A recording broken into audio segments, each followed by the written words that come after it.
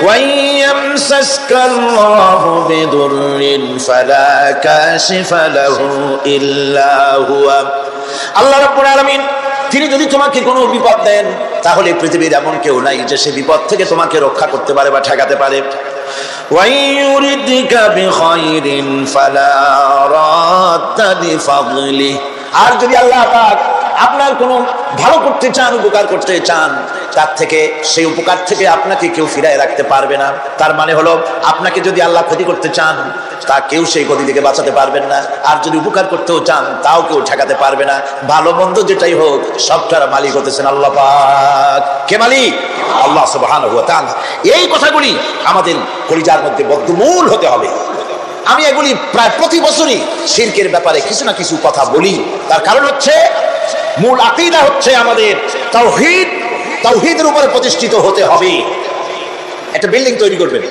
বিল্ডিংটার স্থায়িত্ব নির্ভর করবে আপনার সিমেন্ট ভেজাল কিনা সিমেন্টের চাইতে যদি বালু বেশি দেন পরিমাপের চাইতে যদি সিমেন্ট কম হয় বালু বেশি হয় অথবা বালুতে সিমেন্টে যদি মাটি মিশানো থাকে এ দিয়ে যদি কোনো বিল্ডিং তৈরি হয় সামান্য ভূমিকম্প বা জোরে বাতাস আসলেই বিল্ডিংটা কাত হয়ে পড়ে যাবে ঠিক কিনা একটা বিল্ডিং টিকে থাকে তার ফাউন্ডেশনের উপরে কিছুর উপরে টেকে ফাউন্ডেশনের উপরে টেকে অনুরূপ ভাবে ইবাদতের ফাউন্ডেশন মুসলমানের ঈমানের ফাউন্ডেশন তার তাওহীদের উপরে তাওহীদ যত মজবুত ঈমান তত মজবুত আকীদা তত মজবুত আর এখানে যা অসুবিধা হয়ে যাবে নড়বড়ে হয়ে যাবে এই ঈমান রূপ ইবাদত রূপ তাওহীদ রূপ এই ইমারত টিকতে পারবে না সেইজন্য শিরক থেকে সম্পূর্ণরূপে আমাদেরকে বাঁচতে হবে বন্ধুগণ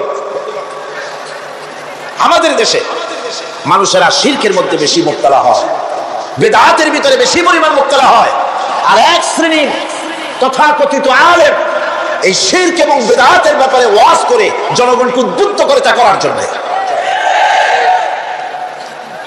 আমাদের দেশে বহুত মাজার আছে যে মাজারগুলিকে গোসল করানো হয় মাজার গোসল করানো হয় আমি কি কোনো বানাইয়া কথা বলি না এর বাস্তবতা আছে মাজার গোসল করানো হবে পীর সাহেবকেও গোসল করানো হবে পত্রিকায় দিয়ে দেয় পোস্টার ছাপানো হয় হ্যান্ডবিল ছাপানো হয় হাজার হাজার টাকা খরচ করে প্রচার করে লোকদেরকে দাওয়াত দেওয়া হয় কবর ধোয়া পানি পীর সাহেবের গোসল করানো পানি পীর সাহেবের গোসল করাইলো এই পানি শরীরের কত জায়গা ধুয়ে আসলো সেই পানি বোতলে ভরে 5 টাকা করে কিনে কিনে লোকেরা খায় নাউযুবিল্লাহ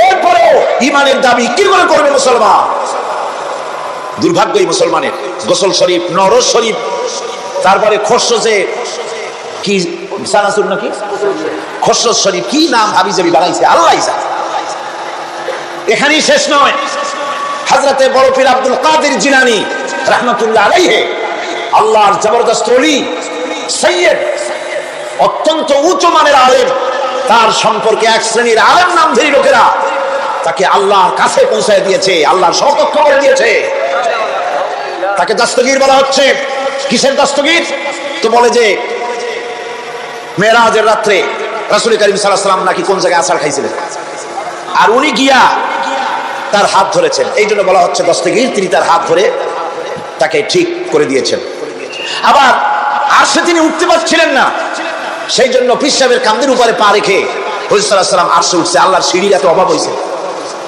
এই দুনিয়া থেকে নিতে পারলেন মহাশূন্য পাড়ি দিয়ে লব গ্রাভিটেশন পাড়ি দিয়ে আরশে আজিম পর্যন্ত সিদরাতুল মুনতাহা পর্যন্ত নিলেন আর ওইখানে বড় পীর সাহেবকে লাগলো তার কাঁধের উপরে পা দিয়ে তিনি উঠবেন এর চাইতে বিদআত এর চাইতে বাজে কথা মুসলমানদের জন্য আর কি হতে পারে দুর্ভাগ্য এই জাতি এই সব আলেম নামের কলঙ্ক যারা নাকি বড় পীর সাহেবের নামে ওয়াজ করে করে বলেন তার নামে দরুদ বানাইছে তার নামে বলে ইয়া আব্দুল কাদের জিলানী শাইয়ান লিল্লাহ জোরে কোন নাউযুবিল্লাহ বলা হয় হে বড় পীর সাহেব আপনি আল্লাহর রাস্তায় আমাদের কিছু দেন আরে মিয়া সাহেব আব্দুল কাদের জিলানী রাহমাতুল্লাহ আলাইহি যা পেয়েছেন আল্লাহর কাছ থেকে পেয়েছেন তার দেওয়ার কিচ্ছু নয়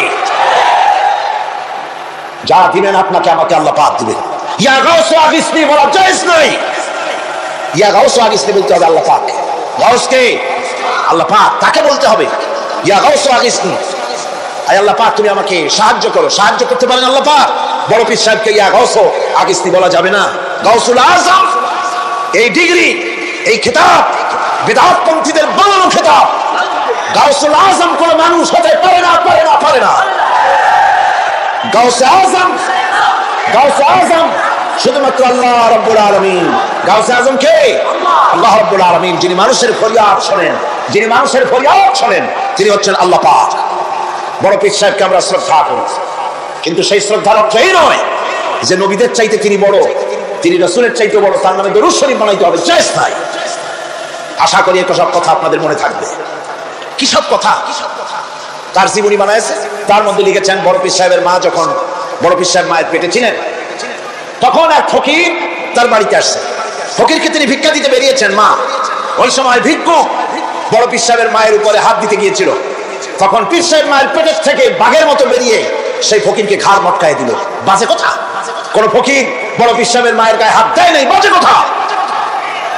তারপরে তিনি মরা মানুষ জিন্দা করেছেন, খড়ম কাঠাই একারে পিটাইছে, বদনা মারছে, আর এক বাড়ি যাইয়া সেই বদনা দিয়ে পিটিয়ে মাথা ফাটাই দিছে, বাজে কথা।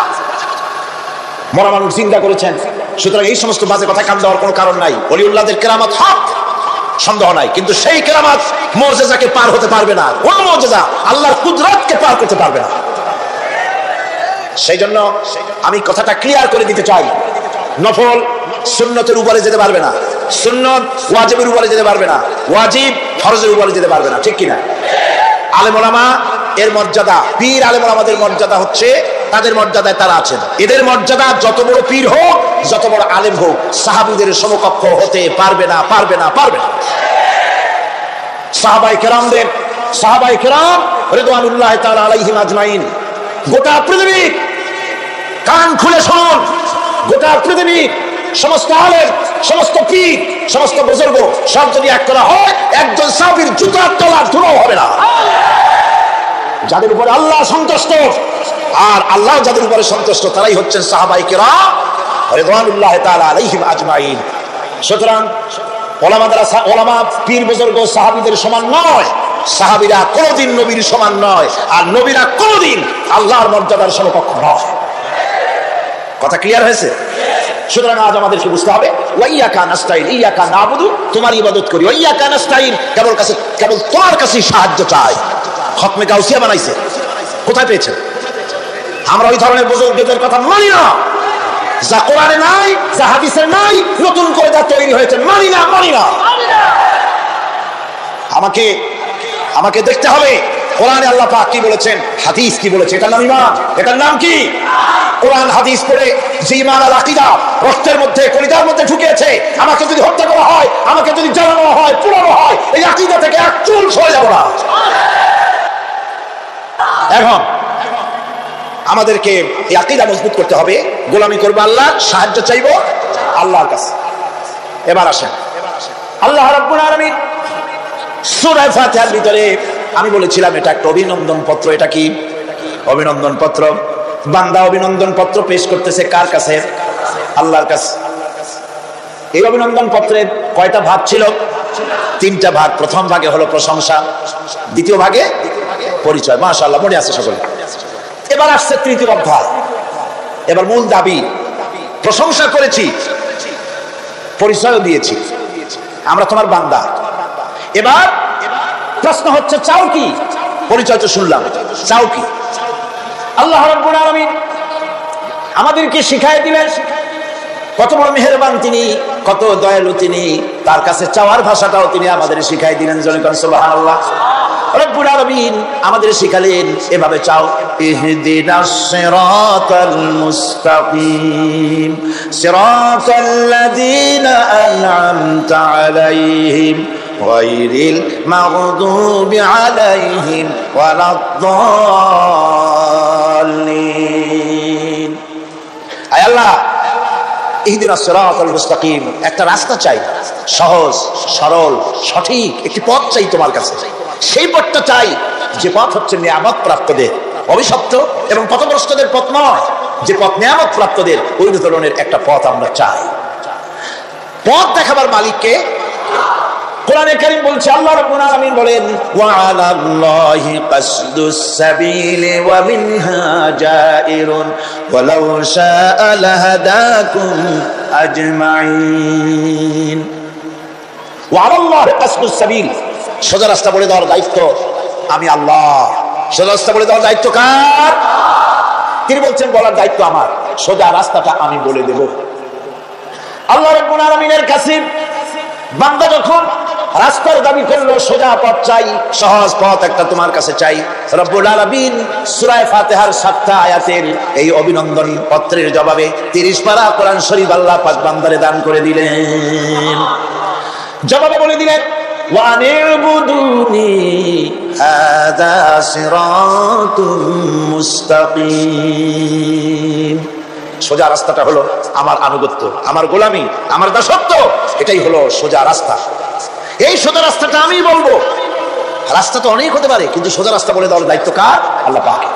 দেখেন এই যে বিশাল মাহফিল, এই মাহফিলে যত লোক আসছে সব লোক কি একমতে, এক চিন্তা, এক আদর্শে? না।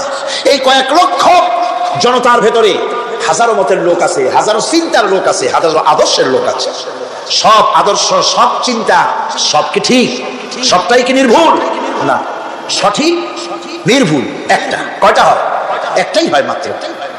এই জন্য আমি দৃষ্টান্ত দিতে গিয়ে বলি, অঙ্ক পরীক্ষা যেদিন হয়, ছেলেরা অঙ্ক পরীক্ষা যেদিন দেয়, সে অঙ্ক পরীক্ষা দিতে গিয়ে অঙ্ক যারা ভুল করে তাদের ফলাফল কয় রকম হয় বলেন? হ্যাঁ, অনেক রকম হয়। আর যাদের অঙ্ক যাদের ঠিক হয় তাদের ফলাফল কয় রকম? একরকম। তার অর্থ কি? তার অর্থ হলো ভুলের পথ অনেক আর হকের পথ, বাতিলের পথ অনেক, ভুলের পথ অনেক, সঠিক এবং হক যেটা তার পথ হচ্ছে মাত্র একটা। এই জন্য আল্লাহ রাব্বুল আলামিন তিনি সোজা রাস্তা বলে দেওয়ার দায়িত্বটা নিয়েছেন। কোরআন বলছে প্রত্যেকটি সৃষ্টির শুরু হতে শেষ পর্যন্ত 4টা স্তর পার হতে হয়। তার সর্বশেষ স্তর হলো হেদায়েত। 4টি স্তর পার হওয়ার সর্বশেষ স্তর হচ্ছে হেদায়েত। আল্লাযী খালাকা ফাসাওয়া ওয়াল্লাযী কদ্দারা ফাহাদা। তিনি সকল বস্তুকে সৃষ্টি করেন এবং তারপর তার পরিমাপ, তার কর্মপথ, তার হেদায়েত তিনি দিয়ে দেন। তার মানে হচ্ছে তিনি সৃষ্টি করেন, সামঞ্জস্য রাখেন, পরিমাপটা ঠিক করেন এবং পথের নির্দেশ দেন। সৃষ্টি করেই ছেড়ে দেন না, তার হেদায়েত দিয়ে দেন। তার পরিমাপটা ঠিক করেন, সামঞ্জস্য করেন। কিরকম? দেখুন, আপনি যখন দাঁড়ান তখন আপনার পায়ের উপরে হাঁটু থেকে হাঁটুর নিচের যে অংশটা পা পর্যন্ত, ওইটা কি কয়? পা, নলা। এই তো ঠিক বলছেন, নলা। আপনারা আমাকে সাহায্য করবেন যেখানে আমি আটকে যাই। নলা, এই নলাটা পায়ের সেন্টারে যদি রাখা হতো, বোঝেন ভালো করে, পায়ের সেন্টারে এই জায়গাটা, এটা ধরুন পা, এই জায়গাটায় যদি হতো পায়ের নলাটা, হয় সিধায় পড়তেন না হয় ভিতরে পড়তেন। আল্লাহ পাক বলছেন শুধু সৃষ্টি করি না, সামঞ্জস্য এবং পরিমাপ ঠিক করি। মাপ মতো পাটা সামনে গোড়ালির কাছে নলাটা বসায় দেওয়া হয়েছে যাতে আপনি চিত না হন, বুটো হয়ে না পড়েন। সুবহানাল্লাহ কইতে ইচ্ছে করে না?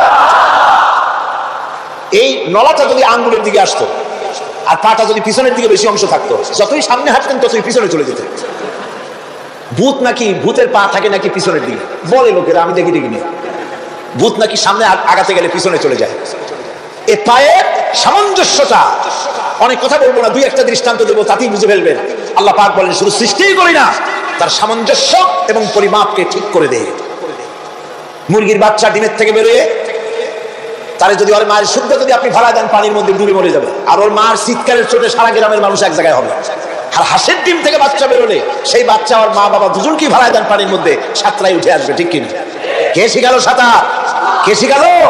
শুধু সৃষ্টিই করেন না, আল্লাহ পাক সৃষ্টি করেন, সামঞ্জস্য এবং পরিমাপকে ঠিক করেন এবং তাকে পথের নির্দেশ দেন। এটা হলো সর্বশেষ, সৃষ্টি করে ছেড়ে দেন।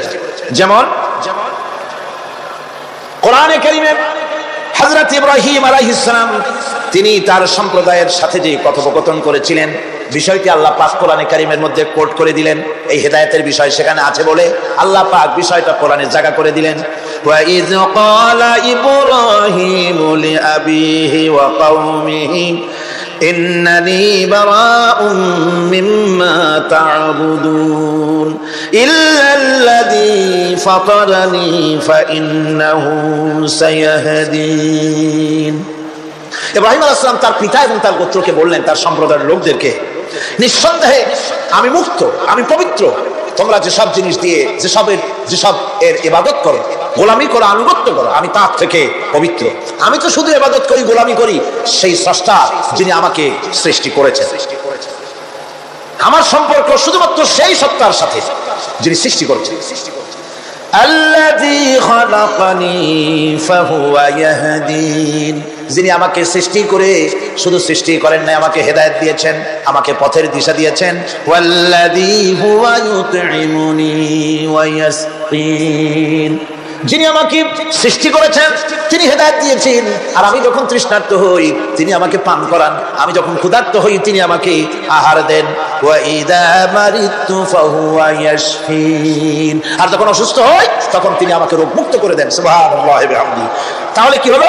অর্থাৎ যে প্রতিপালক তার প্রতিপালন পদ্ধতি আমার সকল প্রয়োজন মিটান, যিনি আমাকে পান করান, আহার করান, অসুস্থ হলে যিনি আমাকে সুস্থ করেন। হেদায়েতের কামটা তিনি আরেকজনের জন্য রাখেন নাই, তিনি আমার হেদায়েতের ব্যবস্থাও করেছেন। ভাইরা আমার, আল্লাহ রাব্বুল আলামিন শুধু সৃষ্টি করেন নাই, সৃষ্টি করে হেদায়েত দিয়েছেন, মানুষকে হেদায়েতের রাস্তা বলে দিয়েছেন। সঠিক পথ কোনটি সেই পথের কথাও তিনি পরিষ্কার করে বলে দিয়েছেন। এই জন্য আল্লাহ পাক বলেন, কোরআন মাজিদ হেদায়েতকে বিরাট দান বলে ঘোষণা করেছে। মানুষের জন্য যে হেদায়েত আল্লাহ দিয়েছেন তার সবচাইতে বড় দান, জোরে কোন সুবহানাল্লাহ। ইন্না খালাকনাল ইনসানা মিন নুতফাতিন আমশাদিন নাবতালিহি ফাজআলনাহু সামিআন বাসীরা, আমি মানুষের মিলিত শুক্র দ্বারা নুতফা দিয়ে আমি মানুষ সৃষ্টি করেছি এবং তাকে একে একে বিভিন্ন স্তর পার করাইছি। তাকে শ্রবণ শক্তি দিয়েছি, তাকে দর্শন শক্তি দিয়েছি। ইন্না হাদাইনাহুস সাবিলা ইম্মা শাকিরান ওয়া ইম্মা কাফুরা, নিশ্চয়ই আমি তাদেরকে তাদের কর্মপন্থা প্রদান করেছি, আমি তাদেরকে হেদায়েত দিয়েছি, চলার পথের দিশা দিয়েছি। এখন ইচ্ছে করলে সে কৃতজ্ঞ হতে পারে, ইচ্ছে করলে অকৃতজ্ঞতার পথও অবলম্বন করতে পারে।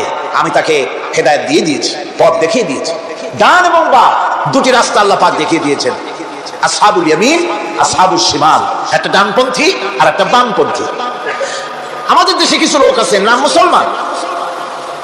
মুসলমান কিন্তু বলে যে আমরা বামপন্থী আন্দোলন করি, অথচ সমস্ত ডানপন্থীদের জায়গা হবে জান্নাতে যদি জান্নাতের আমল করতে পারে।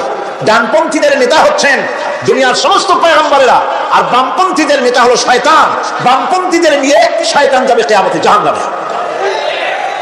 আল্লাহ পাক রাস্তা বলে দিয়েছে। আল্লাহ রাব্বুল আলামিন বলেন, আলাম নাজআল লাহু আইনাইনি ওয়া লিসানান ওয়া শাফাতাইন ওয়া হাদাইনাহুন নাজদাইন, আমি কি তোমাদের দুটি চক্ষু দেই নাই, দেখার জন্য দুটো চোখ দেই নাই? আমি কি তোমাদেরকে কথা বলার জন্য দুটো ঠোঁট দেই নাই? এরপরে আমি কি তোমাদেরকে ভালো মন্দ বোঝার জন্য আমি কি হেদায়েত দেইনি? ভালো মন্দ সবটা বোঝার জন্য আমি তোমাদেরকে হেদায়েত দিয়েছি। সুতরাং এই হেদায়েতের রাস্তা ছেড়ে দিয়ে তোমরা নিজেদেরকে গুমরাহির মধ্যে ডুবিয়ে দিও না, আমার দেওয়া হেদায়েতের রাস্তায় নিজেদেরকে পরিচালিত করার জন্য প্রচেষ্টা করো। আল্লাহ পাক বলেন, والذين جاهدوا فينا لنهدينهم سبلنا وإن الله لمع المحسنين, যারা আমাকে পাওয়ার জন্য সাধনা করেছে তাদের পথ প্রদর্শন করা আমার জন্য অবশ্য কর্তব্য। অন্য জায়গায় আল্লাহ পাক বলেছেন, ওমান ইয়াত্তাকিল্লাহা ইয়াজআল লাহু মাখরাজা, যে ব্যক্তি আমাকে ভয় করে চলে, আমার প্রতি আশা করে ভরসা করে, তার জন্য আমি রাস্তা তৈরি করে দিই। সুবহানাল্লাহ। সুতরাং হেদায়েত আল্লাহ পাক দিয়েছে, এমন নয় যে তিনি রাস্তা তৈরি করেন নাই। কোরআন খোদাই হেদায়েতের নাম দিয়েছে হুদা। খোদাই হেদায়েতের নাম কি? হুদা। এই কোরআনের এক নাম হচ্ছে, এই কোরআনের এক নাম কি? কোরআন বলছে, ফামান তাবিআ হুদায়া ফালা খাউফুন আলাইহিম ওয়ালা হুম ইয়াহজানুন। আমার এই কোরআন, এই হেদায়েত যারা মানবে, এটাকে যারা অনুসরণ করে চলবে, এটার আইন কানুন যারা মেনে চলবে, ওদের জন্য কোনো ভয় নাই, কোনো চিন্তাও নাই, কোনো ভয় নাই, কোনো চিন্তা নাই যারা এই কোরআনের হেদায়েতকে মেনে চলবে।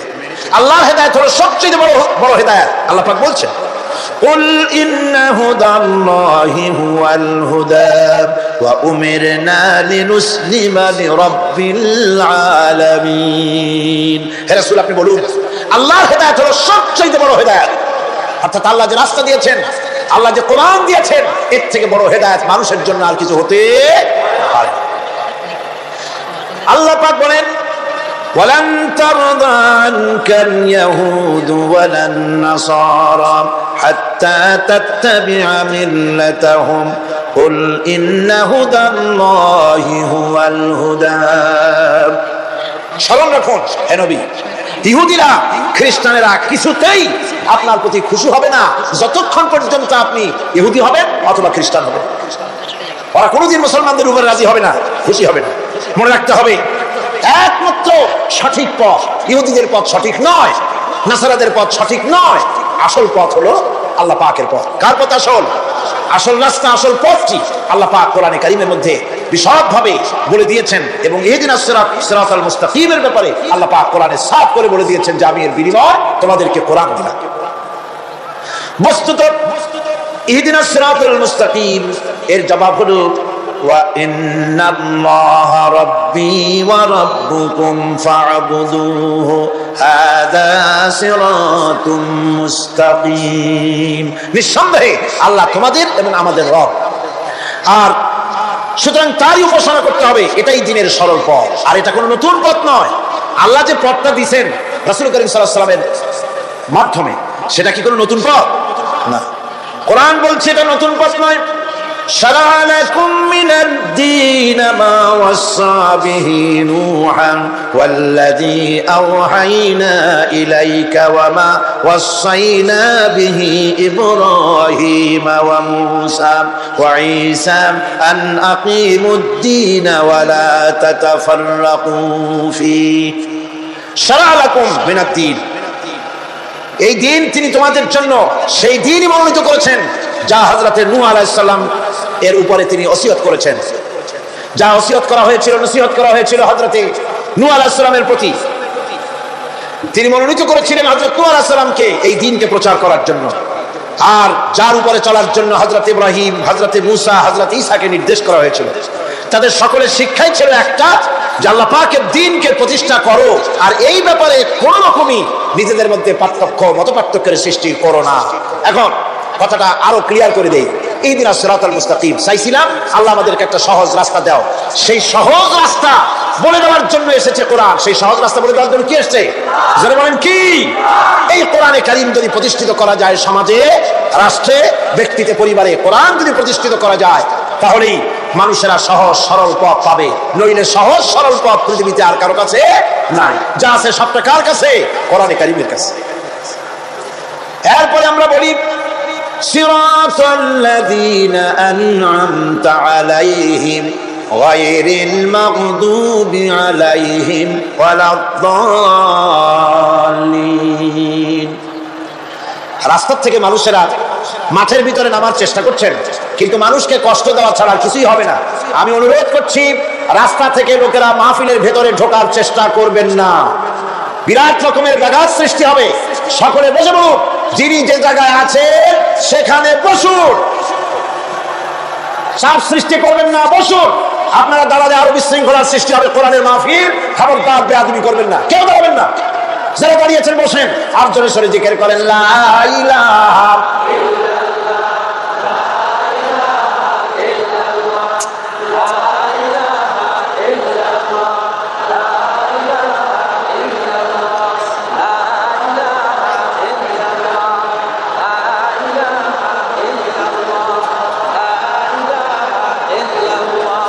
লা ইলাহা ইল্লাল্লাহ। জোরে বলেন লা ইলাহা, লা ইলাহা,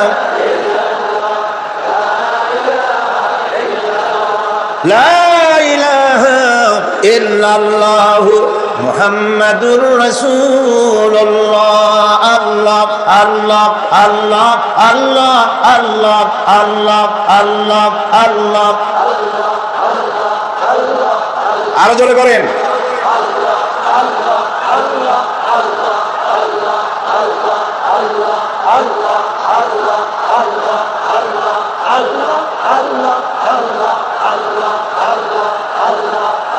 লা ইলাহা ইল্লাল্লাহু মুহাম্মাদুর রাসূলুল্লাহ। বন্ধুগণ, এত বড় বিশাল মাহফিল, পুলিশ, আর্মি কেউ এটাকে কন্ট্রোল করতে পারবে না। এটাকে কন্ট্রোল করার দায়িত্ব আল্লাহ পাকের। কার দায়িত্ব? আল্লাহর কাছে সাহায্য চাই। আল্লাহ পাক কোরআনের মাহফিল, কোরআন শোনার জন্য মানুষের কাছে সহজ করে দাও, জোরে কোন আমিন। প্রচন্ড রকমের মানুষের চাপ সৃষ্টি হয়েছে। আপনারা রাস্তা থেকে মানুষকে চাপাচাপি করবেন না, সবাই বসে হাঁটতে চেষ্টা করবেন না। এত বড় মাহফিল আপনি হাঁটিয়া মানুষকে কষ্ট দিবেন না। যারা যেখানে দাঁড়াইছে সেখানে বসে বরকত হবে, হাঁটলে গুনাহ হবে, হাঁটবেন না। বন্ধুগণ, আমি আজ খুব লম্বা কথা বলবো না, কারণ মানুষের প্রচন্ড অতীতের যে কোনো বছরের তুলনায় প্রচন্ড চাপ সৃষ্টি হয়েছে মানুষের। আমি কথা গোছাই আনতেছি। সিরাতাল মুস্তাকিম, এজন্য মডেল দরকার। কার অনুসরণ করব? আল্লাহ পাক শিখায় দিলেন সিরাতাল্লাযীনা আন'আমতা আলাইহিম। পড়েন সবাই, সিরাতাল্লাযীনা আন'আমতা আলাইহিম গায়রিল মাগদুবি আলাইহিম ওয়ালাদ-দাল্লিন। আয় আল্লাহ, অনুগ্রহপ্রাপ্ত দল, সেই রাস্তা, অনুগ্রহপ্রাপ্তদের রাস্তা চাই। তোমার মনোনীত ব্যক্তি, অনুগ্রহপ্রাপ্ত যারা, তাদের পথ অনুসরণ করতে চায়। এই অনুগ্রহপ্রাপ্ত দল কারা, সে কথা কোরআন শরীফে বলা হয়েছে। আল্লাহ রাব্বুল আলামিন বলেন, ওয়া মান ইউতি'িল্লাহা ওয়ার রাসূল ফাউলাইকা মা'আল্লাযীনা আন'আমা আল্লাহু আলাইহিম মিনান নাবিয়্যিনা ওয়াস-সিদ্দীকিন ওয়াশ-শুহাদা'a ওয়াস-সালিহিন ওয়া হাসুনা উলাইকা রাফীকা। আর যে ব্যক্তি আল্লাহ এবং রাসূলের আনুগত্য স্বীকার করলো, নিঃসন্দেহে সে অনুগ্রহপ্রাপ্তদের সঙ্গী হলো।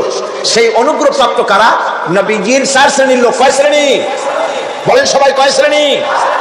নবীজিন, সিদ্দিকিন, শুহাদা, সালিহিন। এই 4 শ্রেণীর লোক হচ্ছে আল্লাহ পাকের অনুগ্রহপ্রাপ্ত লোক। কোন আলহামদুলিল্লাহ।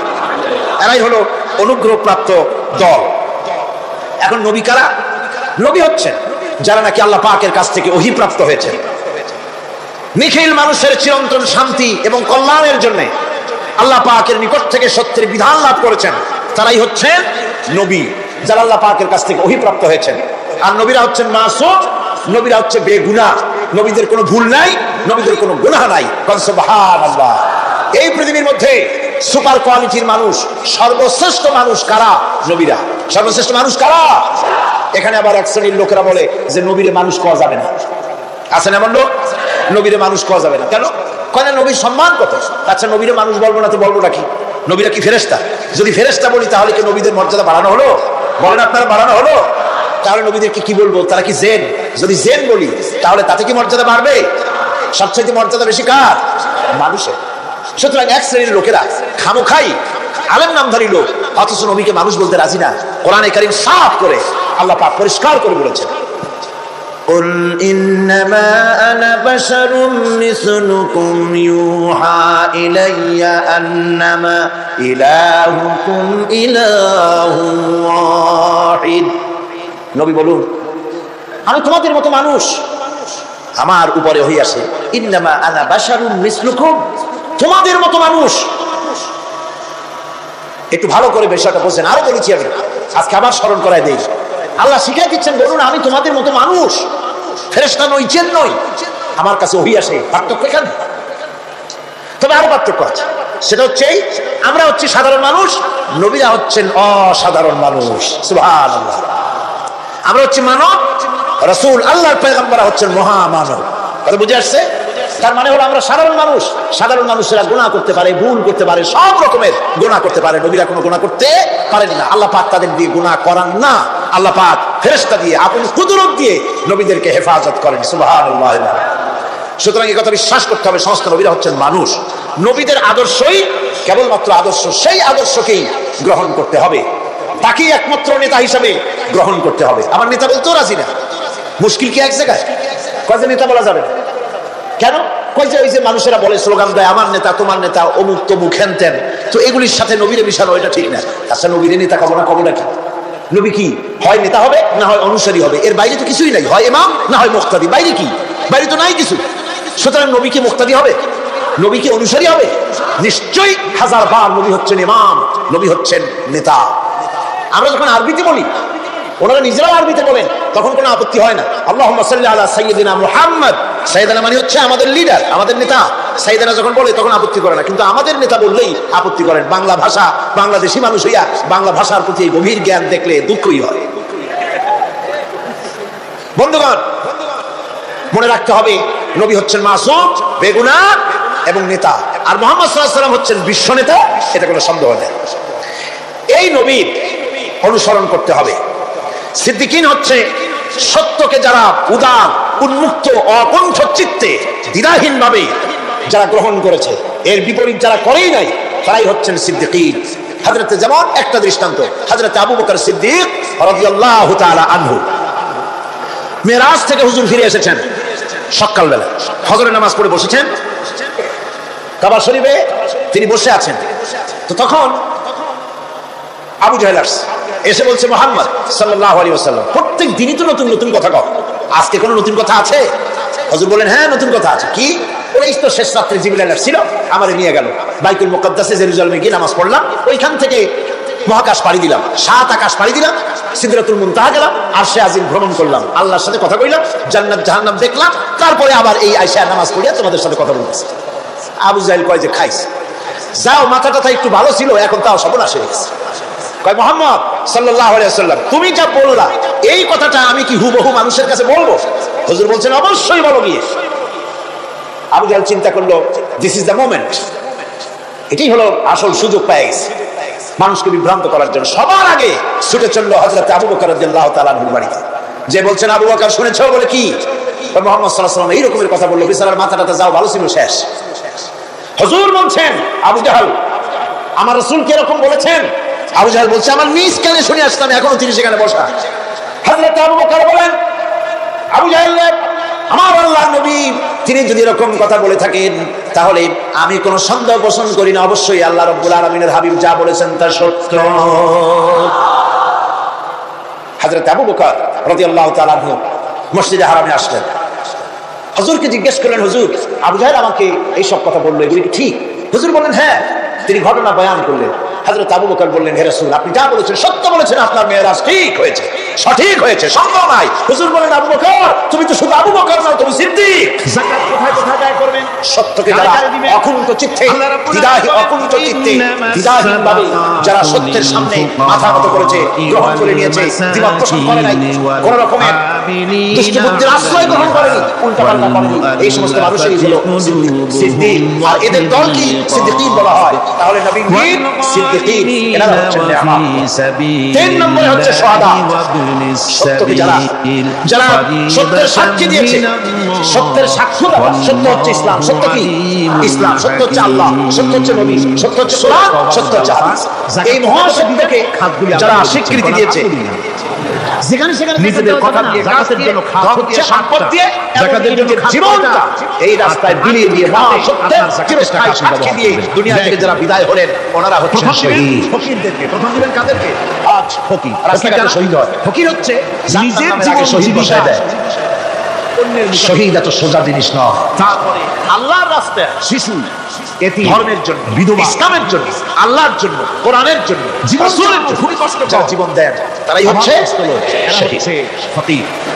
এই শহীদই হচ্ছে যারা নিজেদের মর্যাদা আল্লাহ রাব্বুল আলামিন উপযোগী এত বেশি মর্যাদা দান করেছেন, শহীদদের মর্যাদা আল্লাহ পাক দিয়েছেন। কিয়ামতের দিন শহীদ তিনি কোনো বিচার করা হবে না, আল্লাহ রাব্বুল আলামিন শহীদদেরকে বিনা বিচারে জান্নাত দিয়ে দিবেন। বলেছেন যে বুঝো জরফেটে খাবার অথবা শহীদের বিচার দেখে বুঝে তাকে বিরাট করে সে এমন শহীদ, এই শহীদ শাহাদাতের তমন্না লোক এরকম আছে না, প্রত্যেক মুসলমানের ভিতরে থাকতে হবে। হুজুর বলছেন রান্না হয় নাই, শহীদি মওতে যন্ত্রণা পিঁপড়ায় কাটার যন্ত্রণার চাইতে বেশি কিছু নয়। তার সারাপথে তার ভদ্রতায় ভাবে শাহাদাত হচ্ছে এপারে মওত বেঁধেছে আর ওপারে আল্লাহর সঙ্গে দেখা হয়েছে, কিন্তু ওনাকে যিনি সৃষ্টি করেছেন, শহীদি মওত হচ্ছে আল্লাহর সঙ্গে দেখা করা একটা সেতু বন্ধন, একটা সেতু, একটা ব্রিজ, একটা পুল, একটা সাঁকো। এপারে দুনিয়া, ওপারে আল্লাহ পাকের সাথে দেখা হবে। সুবহানাল্লাহ। 3 নম্বরে ইসলামের জন্য যারা জীবন দিলেন, যারা তারা জাতির সম্মানের পাত্র দিতে বলা হয়েছে। সেই সম্মান, সেই মর্যাদা খুশিমতো থাকবে। আল্লাহ রাব্বুল আলামিন শহীদদের প্রদান করেছেন।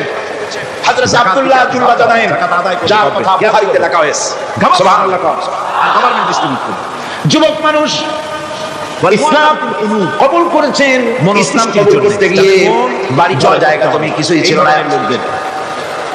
ছোট্ট অবস্থায় বাবা মারা গেছে, চাচার ঘরে লালিত পালিত ছিলেন। আর ঋণগ্রস্ত ব্যক্তি রাসূলের প্রতি ঈমান আনলেন, চাচার ভয়তে পারেন না। পরিশোধ করতে গেলে যদি হুজুর হিজরত করলেন।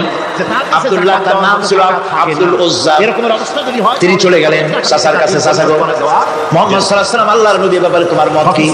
তিনি বলেন আমারও তো তাই মনে হয়। যদি তাই মনে হয় তার উপর ঈমান আনবেন কিনা? চাচা বলেন না, কখনো ঈমান আনবো না। ভাতিজা বলতেছেন, চাচাজি বছরের পর বছর ধরে অপেক্ষা করতেছিলাম, আমি আপনার অধীনে আছি বলে ইসলাম কবুল করতে পারি নাই। আমার ইচ্ছা ছিল আপনি আগে করবেন, তারপরে আপনাকে দেখা দেখি আমি করবো। কিন্তু আপনি যখন ইসলাম কবুল করলেন না, আর করবেন না বলে যখন ঘোষণা দিলেন, আপনাকে উপস্থিত রেখে আমি ঘোষণা দিলাম লা ইলাহা ইল্লাল্লাহু মুহাম্মাদুর রাসূলুল্লাহ। এরপরে প্রথম মুসাফির চাচা বলছে, ভাতিজা এর পরিণাম জানো? কয় না, জানি না। কিন্তু এর পরিণাম হচ্ছে তুমি আমার বাড়িতে থাকো, আমার বাড়ি ছাড়তে হবে। বললেন রাজি আছে, টাকা দিয়ে তাকে সাহায্য করো। উট ছাগল ভেড়া ঘোড়া যা দিছি ছাড়তে হবে, বলছে রাজি আছে। সাথে বলছে শুধু তাই নয়, যাকাত দেওয়ার জন্য পরনে যে লুঙ্গি আছে, গায়ে যে জামা আছে, আমার পয়সার লুঙ্গি জামা ছাড়তে হবে। ভাতিজা বলছে ঈমানের জন্য যা চাও সব ছাড়িয়ে দেব। জামা লুঙ্গি খুলে ফেলে দিয়ে দিলেন। যাকাত আর সুদের পার্থক্য কি? তিনি চলে গেলেন মায়ের কাছে। এই অবস্থা এক কথায় বুঝাই, মা ব্যাখ্যা দেব না। এক কথায় এই যুবক ছেলেকে উলঙ্গ অবস্থায় দেখে দুই হাত দিয়ে চেপে ধরেছেন, বাবা আমার এই অবস্থা কেন? গরিবদেরকে দাও। ছেলে বলছেন, মা আবার শুনুন, ঈমান আনার কারণে আমার এই অবস্থা হয়েছে। মা বলে, বাবারে কি চাও আমার কাছে?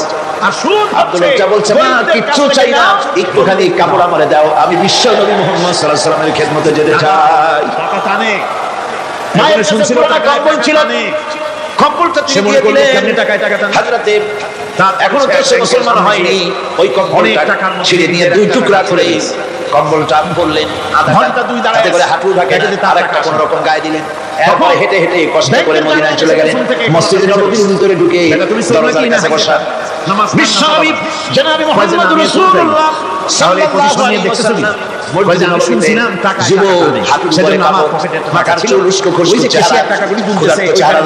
জিজ্ঞেস করছেন দেখি কে? তিনি বললেন আমার আব্দুল উজ্জা। তোমার এই অবস্থা কেন? তিনি বললেন হুজুর ঈমান আনার জন্য বাড়ি ঘর জায়গা জমি উট বাছুর সব হারাইছি, এমনকি পরনের কিছুই আমার দেয় না, মারি কম্বলটা ছিঁড়িয়ে দিয়েছি। নবীজি আসহাবুস সুফফার ভিতরেই তাকে বসতে দিলেন, তাকে থাকতে দিলেন, আর বললেন কোরআন শরীফ শিখাবা। আব্দুল উজ্জাকে হুজুর বললেন তোমার নাম উজ্জা নয়, তোমার নাম আব্দুল্লাহ। হাদিস শরীফে এসেছে আল্লাহর কাছে দুইটা নাম বেশি প্রিয়, একটা হচ্ছে আব্দুল্লাহ আর একটা হচ্ছে আব্দুর রহমান। ধনীরা সিনেমা বানায়, মুসলমান হলে গরিবেরা রিকশা চালায়। এরপরে আসহাবুস সুফফার মধ্যে বসে আছে, কোরআন শরীফ জোরে তেলাওয়াত। বিকাল বেলায় সেই টাকা আসহাবুস সুফফা রাসূলের কাছে নালিশ করলেন, অভিযোগ করলেন, হুজুর এই আব্দুল্লাহ কোরআন শরীফ এত জোরে পড়ে তার চিল্লানির জ্বালায় কি যে করতে পারি না। নবীজি বললেন সাহাবীরা আব্দুল্লাহকে বেশি করে চিল্লাইতে দাও, মানুষ মাথা গরম হয়ে গেছে এটা দেখে। কারণ তার ঈমান বড় দামের ঈমান হয়েছে, ঈমান আনতে গিয়ে কিছু আনতে পারে না। সেই টাকা দিয়া তাকে টিকিট কিনে সিনেমায় ঢুকলো, এর মাথায় চিল্লাইতে দাও, জোরে করে করতে পাইলো কে? ইতিমধ্যে তাবুকের যুদ্ধে গণতান্ত্রিক ভাবে উঠেছে, মানুষরা ব্যাংক থেকে টাকা লোন নেয়, রোমান সৈন্যরা কৃষির সঙ্গে যুদ্ধ করবে, জিহাদ করবে, ইসলামকে পরাজিত করার জন্য তারা আক্রমণের প্রস্তুতি নিল। নবীজি রোমানদের সঙ্গে লড়াই হবে বলে সাহাবায়ে কেরামদের কাছে সাহায্য চাইলেন, যার কাছে যা আছে অস্ত্রপাতি জমা করো, মায়ের হাতের বউ হাতে টাকা দাও, পয়সা দাও, বিক্রি করে সবাই মিলে দিতে লাগলেন। দিতে দিতে মহিলারা আপনারা নাকের ফুল কানের দুল হুজুরের সামনে স্কুল হয়ে গেছে, টাকা করে সোনা দানা সব শুদ্ধ। হুজুর বলছেন সাহাবীরা সবাই তো সব জিনিস দিলে, আমার আবু বকররে দেখি না কেন? কি করেছেন হযরত আবু বকর রাদিয়াল্লাহু তাআলা একটা পিলারের আড়ালে দাঁড়ানো ছিল, নিজের মায়ের সাথে তিনি আসলেন, হাতে ছোট্ট থলি, চোখে পানি, থলিটা হুজুরের হাতে তুলে দিলেন। হুজুর থলি ছাড়লেন, দেখা গেল পয়সা আর কয়েক কেজি গম আর দেড় পাইছে। দেখছেন আবু বকর রাদিয়াল্লাহু তাআলা চোখের পানিতে দাঁড়িয়ে ভিজে ভিজে আল্লাহ। হুজুর বললেন আমার সাহাবীরা নাউযুবিল্লাহ, আজ তোমরা সকলে মিলে যে দান করেছো, সেই দানের তুলনায় আবু বকর যে দান করেছে আল্লাহ রাব্বুল আলামিনের কাছে তা বেশি মূল্য হয়েছে। নির্মূল মনের মধ্যে অনেকের প্রশ্ন জাগলো, কেমন করে তা হলো? আমরা এত দিন ছিল হুজুর জিজ্ঞেস করলেন, ও সাহাবী তুমি কত দিয়েছো, বাড়ি কত আছে? তিনি বললেন এত দিয়েছি, এত আছে। তুমি কত দিয়েছো, কত রেখে এসেছো? প্রত্যেকে এরকম বলল। হযরত ওসমান, হযরত ওমর, হযরত আলী রাদিয়াল্লাহু তাআলা আলাইহিম আজমাইন তাও বললেন অর্ধেক এনেছি, অর্ধেক ছুঁয়ে আসছি, দুই ভাগ এনেছি, এক ভাগ রেখে আসছি। এমন এক সময় এসেছিল সব নবীজি হযরত আবু বকর রাদিয়াল্লাহু তাআলা কে প্রশ্ন করলেন, আবু বকর তুমি কি এনেছো আর বাড়ি কি রেখে এসেছো? হযরত আবু বকর বলেন, ইয়া রাসূলুল্লাহ, ইয়া হাবিবাল্লাহ। এটা কি গল্প? আমার বাড়িতে জাগতিক সম্পদ বলতে যা বোঝায় সবটুকু এনে নবীজির কদম মোবারকে দান করে দিয়েছি। আবু বকরের ঘরে এখন আল্লাহ তাআলা রাসূল ছাড়া কোনো জিনিস বাকি নাই।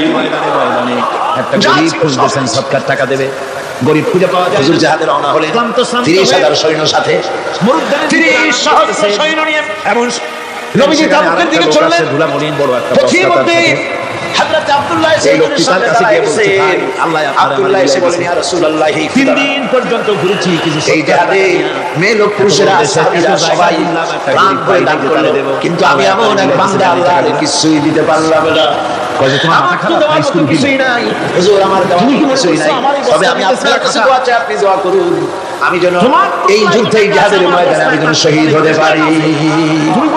নবীজি বললেন, একটু বাকল নিয়ে আসো গাছে। একটা গাছের বাকল আনা হলো। এই বাকলটা হুজুর নিজ হাতে আব্দুল্লাহর হাতে বাঁধা দিলেন। ইসলাম বললেন, রব্বুল আলামিন আমি আব্দুল্লাহর রক্ত কাফিরদের জন্য হারাম করে দিলাম। হযরত আব্দুল্লাহ কেঁদে যাচ্ছেন, বলছেন, ইয়া রাসূলুল্লাহ আমি চাইলাম শহীদ হব, আর আপনি আমার রক্তকে কাফিরদের জন্য হারাম করে দিলেন। সেদিকেই দৌড়ায় হুজুর বলেন, হেমিলেনের বংশীবাদক বাদল চলল, আর ইঁদুর বাদল সব কিছু এসেছিল। জ্বরের ভিতরে নয়, আল্লাহ রাব্বুল আলামিন তোমারে শাহাদাত নসিব করে দিবেন। তাবুকের ময়দানে হুজুর চলে গেলেন। কয়েকদিন পরে খবর আসলো হুজুরের কাছে, আব্দুল্লাহ কয়েকদিন জ্বর ভোগ করে আব্দুল্লাহ মারা গিয়েছেন। হুজুর বললেন, তার জানাজার ব্যবস্থা করো, কাফন দাফনের ব্যবস্থা করো। ব্যবস্থা হয়ে গেল। রাতের বেলায় দাফন হবে। একজন লোক কবরের কাছে দাঁড়ায় টিম টিম করে একটা আলো নিয়ে দাঁড়ায় আছে, আর একজন লোক কবরের ভিতরে নেমেছেন। দুই ব্যক্তি লাশ দুই হাতে উঁচু করে নিয়ে আসতেছেন কবরের কাছে। যিনি কবরের ভিতরে দাঁড়ানো তিনি বলতেছেন, লাশ বহন করে তোমরা যে দুইজন আনতেছো, লাশের সাথে খবরদার বেয়াদবি করো না, তোমাদের ভাইয়ের সঙ্গে আদব করো। এই বলে কবরের ভিতরে যিনি দাঁড়িয়েছিলেন তিনি লাশটারে ধরলেন। কবরের ভিতরে দাঁড়িয়ে তিনি লাশ ধরেছেন, লাশকে কবরে শোয়াই দিয়েছেন। তিনি আর কেউ নন, তিনি বিশ্ব নবী মুহাম্মদুর রাসূলুল্লাহ। নিজের হাতে হযরত আব্দুল্লাহকে শোয়াই দিলেন। লাশ বহন করে যে দুইজন আনলেন, তার একজন হলেন হযরত আবু বকর, আর একজন হযরত ওমর রাদিয়াল্লাহু তাআলা আনহুমা। আর আলো নিয়ে যিনি দাঁড়িয়েছেন টিম টিম করে জ্বলতেছেন তিনি হযরত বেলাল। কবরের ভিতরে হযরত আব্দুল্লাহকে শুইয়ে দিয়ে উপরে মাটি দিয়ে নবীজি কবরের দুই দিকে হাত দিয়া আল্লাহ রাব্বুল আলামিনের দরবারে ফরিয়াদ তুললেন, রব্বুল আলামিন আমি আজকে সন্ধ্যা পর্যন্ত এই আব্দুল্লাহর প্রতি রাজি ছিলাম, খুশি ছিলাম, আল্লাহ গো তুমি আব্দুল্লাহর প্রতি রাজি হয়ে যাও।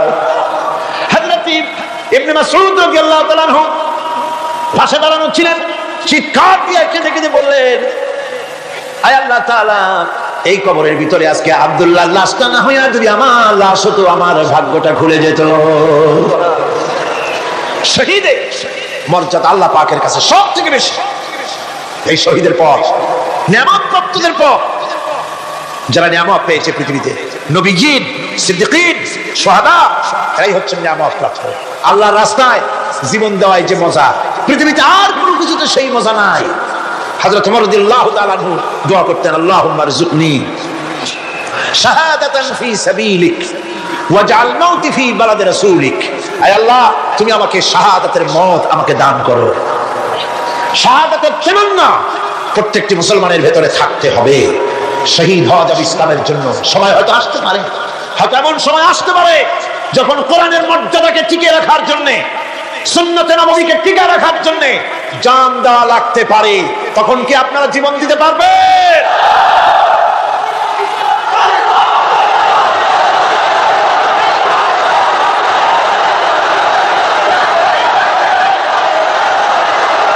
এরপরে চতুর্থ নম্বরে হচ্ছে সালিহিন। চতুর্থ নম্বরে কি? সালিহিন। সালিহিন হচ্ছে জীবনের প্রত্যেকটি ক্ষেত্রে যারা একনিষ্ঠভাবে আল্লাহর বিধান পালন করেছেন, যারা পুণ্যের সাথে সুদৃঢ় থেকেছেন, যারা অটল থেকে পুণ্যের সাথে হকের সাথে অটল থেকেছেন, কোন অবস্থাতেই ইসলামী আদর্শের বিরুদ্ধাচরণ করেনি, তারাই হচ্ছেন সালেহীন। ইসলামের আদর্শ ছাড়ে নাই, পরিত্যাগ করে নাই, জীবনের সবকিছুর বিনিময় এটাকে আঁকড়ে ধরে থেকেছেন, ইসলামী আদর্শের পরিপন্থী কিচ্ছু করেন নাই। এরা হচ্ছেন সালেহীন। কোন আলহামদুলিল্লাহ। আল্লাহর অনুগ্রহ প্রাপ্ত কয় শ্রেণী? 4 শ্রেণী। নবীজির, সিদ্দিকীন, শুহাদা, সালেহীন, এই 4 শ্রেণীর লোকেরাই হচ্ছে নিয়ামত। আমরা বলেছি সিরাতাল্লাযীনা আন'আমতা আলাইহিম গায়রিল মাগদুবি আলাইহিম ওয়ালাদ-দাল্লিন। নিয়ামত প্রাপ্তদের পথ চাই, অনুগ্রহ প্রাপ্তদের পথ, আর অভিশপ্ত পথভ্রষ্টদের পথ আমরা চাই না, আমরা পরিহার করে চলবো। একটু ওয়াদা হবে, যারা অভিশপ্ত, যারা পথভ্রষ্ট, ওরা কারা? মাগদুব এবং দল্লিন। মাগদুব হচ্ছে অভিশপ্ত, দল্লিন হচ্ছে পথভ্রষ্ট। দুনিয়ার সমস্ত মুফাসসিরিন, মুহাদ্দিসিন সব একমত, মাগদুব হচ্ছে ইহুদিরা। মাগদুব কারা? বলেন না কারা? আর দল্লিন, অভিশপ্ত কারা? খ্রিস্টানেরা। বলেন কারা? একটুখানি জোরে সোরে দরুদ শরীফ পড়েন। সালাতুন ইয়া রাসূলুল্লাহ আলাইকুম, সালামুন ইয়া হাবিবাল্লাহ আলাইকুম। জোরে পড়েন।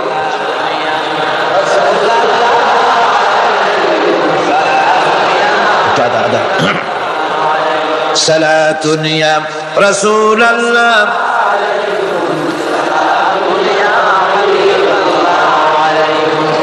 ভাইরা, ইহুদিদের অভিশপ্ত হওয়ার কারণটা কি? আল্লাহ রাব্বুল আলামিন বলেন, শোনো কারণ কি? وَضُرِبَتْ عَلَيْهِمُ الْمَسْكَنَةُ ذَلِكَ بِأَنَّهُمْ كَانُوا يَكْفُرُونَ بِآيَاتِ اللَّهِ وَيَقْتُلُونَ الْأَنْبِيَاءَ بِغَيْرِ حَقٍّ ذَلِكَ بِمَا عَصَوْا وَكَانُوا يَعْتَدُونَ। তাদের উপর দারিদ্র এবং অসহায়তার অভিশাপ বর্ষিত হয়েছে। এর কারণ হলো তারা আল্লাহ পাকের আয়াতকে স্বীকার করেছে, তারা অকারণে আল্লাহর নবীদেরকে হত্যা করেছে এবং প্রত্যেকটি ব্যাপারে আল্লাহর শরীয়তের সীমা লঙ্ঘন করেছে। যুরিবাত আলাইহিমুদ দিল্লাতু ওয়াল মাসকানা ওয়া বাউ বিগাদাবিন মিনাল্লাহ।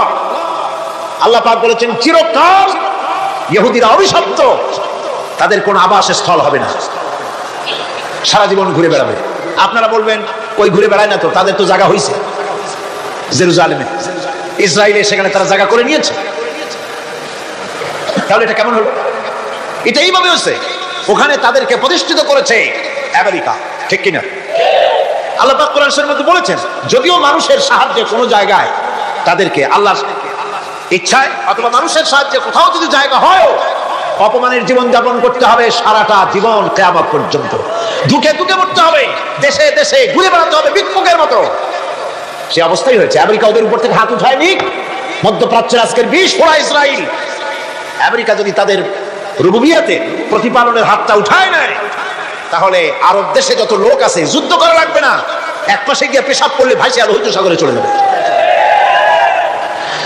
সুতরাং এই ইহুদিদের পথ অনুসরণ করা যাবে না। ইহুদিরা অপরাধ করছিল কি? একটু আগেই বললাম, তারা আল্লাহর আয়াতকে অস্বীকার করেছে, তারা নবীদেরকে হত্যা করেছে, এটাই হলো তাদের অপরাধ।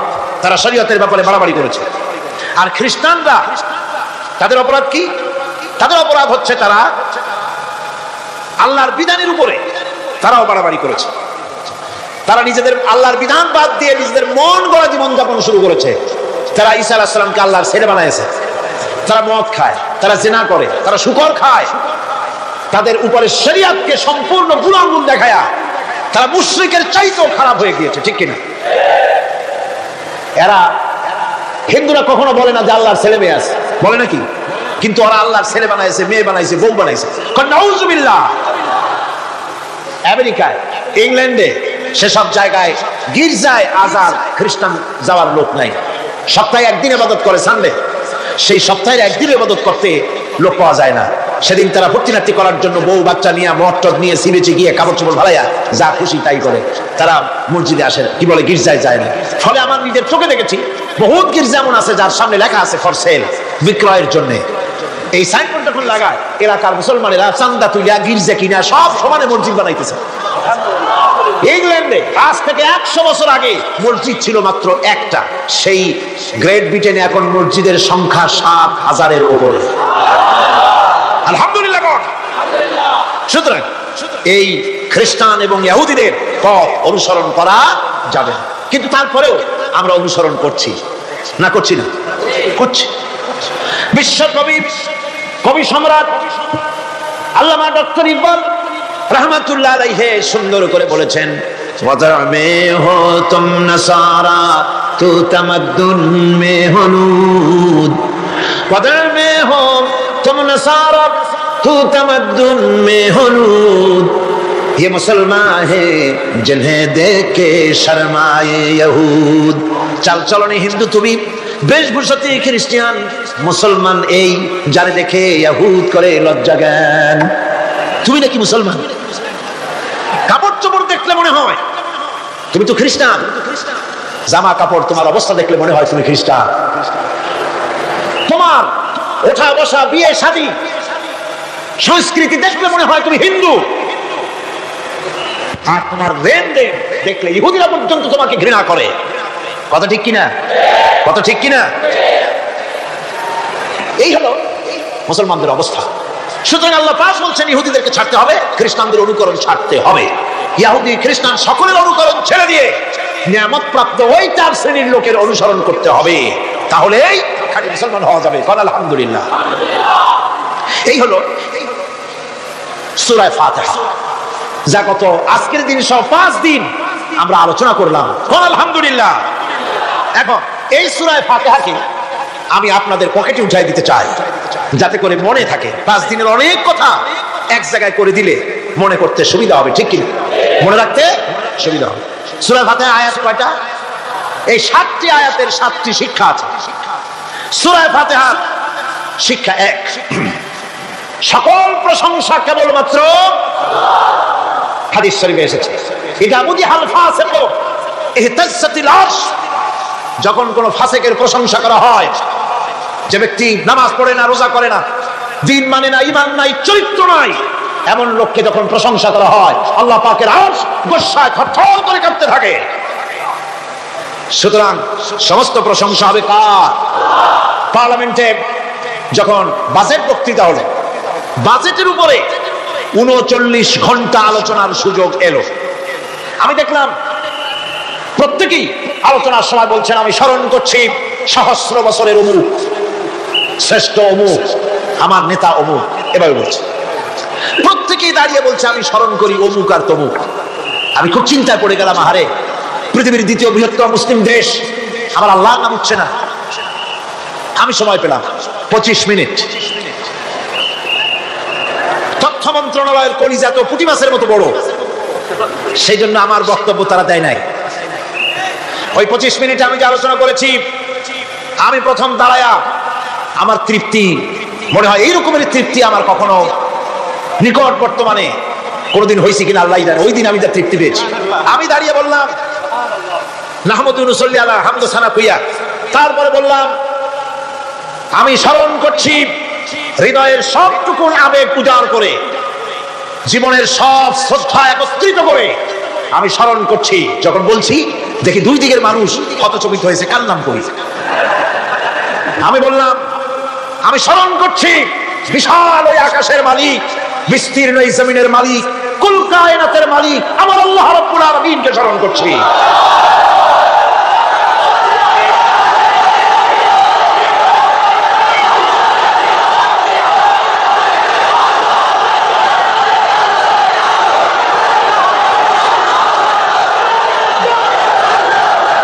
সুতরাং আমি দারুণ তৃপ্তি পেয়েছি। আপনাদেরকেও বলি, প্রশংসা হবে কেবলমাত্র আল্লাহ পাকের। প্রশংসা কার?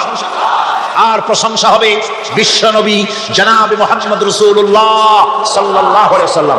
চিৎকার মেরে সারা জীবন আল্লাহ এবং রাসূলের প্রশংসা করতেই ইনশাআল্লাহ আমাদের করতে হবে, মুসলমানদের তাই।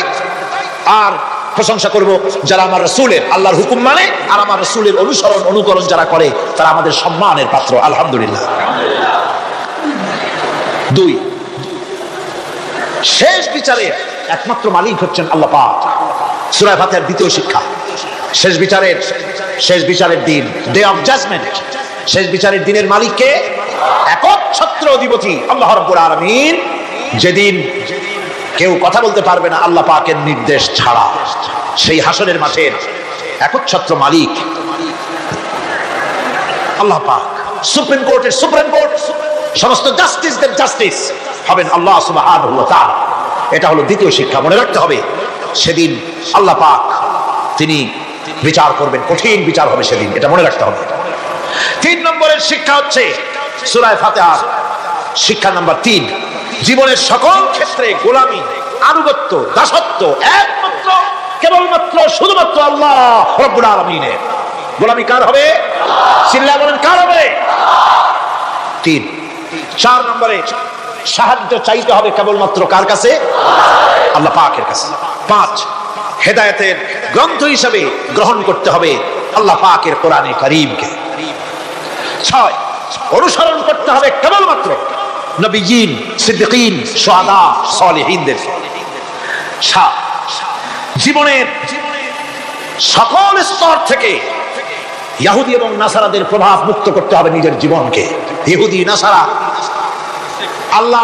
আল্লাহ বিরোধী যারা মুশরিক, নাস্তিক, মুরতাদ, এই সবগুলি থেকে নিজেকে মুক্ত করতে হবে।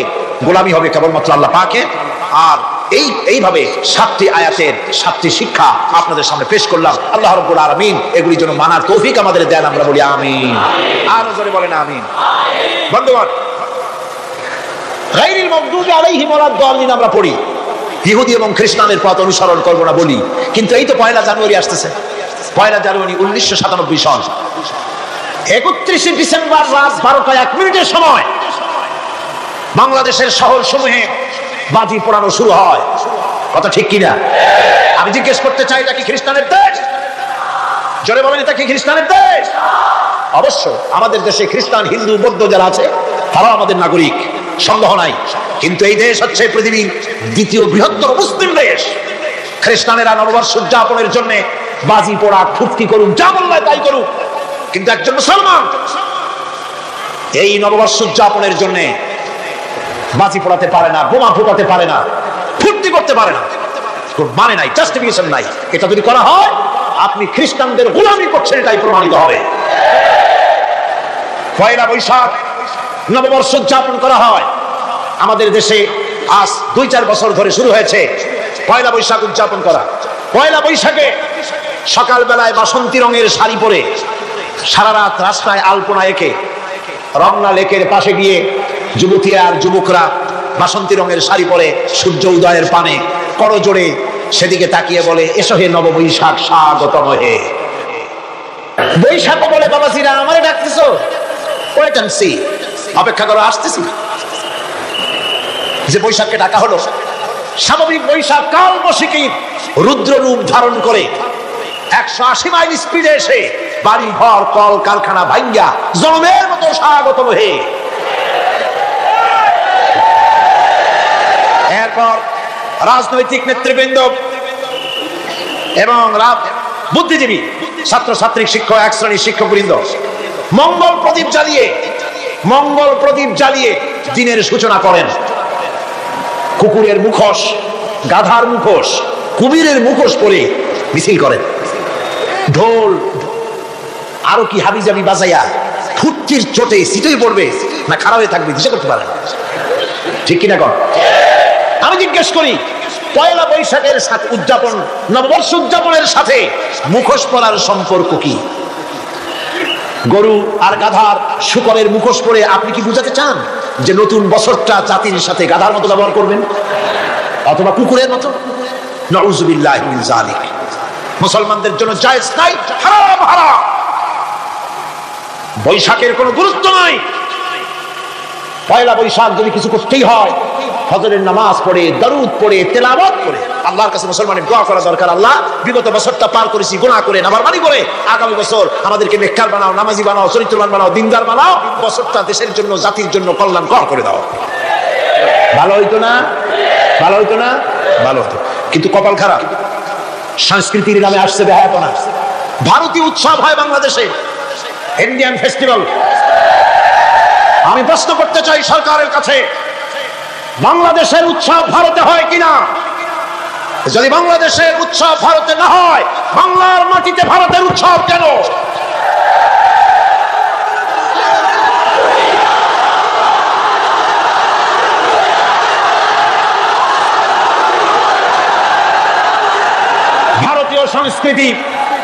ভারতীয় সংস্কৃতি মুসলমানদের জন্য এইডসের চাইতেও মারাত্মক।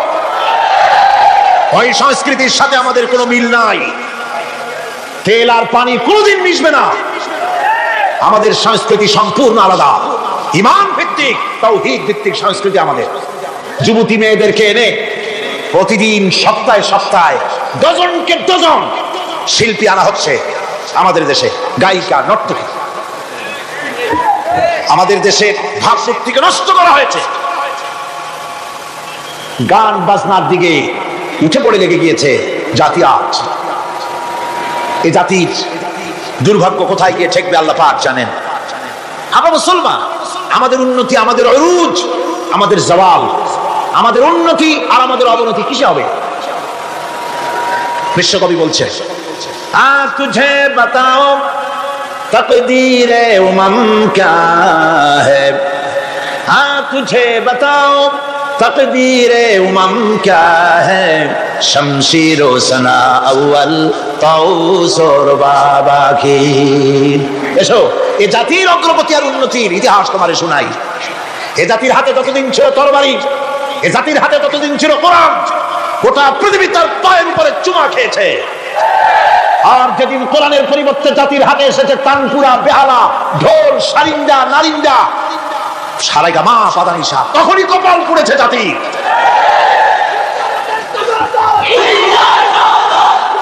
আজ আমাদের দেশে স্বাধীনতার রজত জয়ন্তী উদযাপন হয়েছে, শুধু গান আর গান, নাচ আর নাচ। সরকারের কোটি কোটি টাকা খরচ হয়েছে। স্বাধীনতার জন্য তো উৎসব করবই। স্বাধীনতা থাকলে আমরা থাকবো, স্বাধীনতা না থাকলে আমরা গোলাম হয়ে যাব, ঠিক কিনা? কিন্তু আমার পদ্ধতি আলাদা, আমার ইসলামের পদ্ধতি আলাদা। আমরা হিন্দুর মতো, খ্রিস্টানের মতো নাচতে পারি না, গাইতে পারি না, ঢোল বাজাতে পারি না। বিজয় এলে কি করবেন আল্লাহ শিখাই দিয়েছেন। কে শিখাইছে?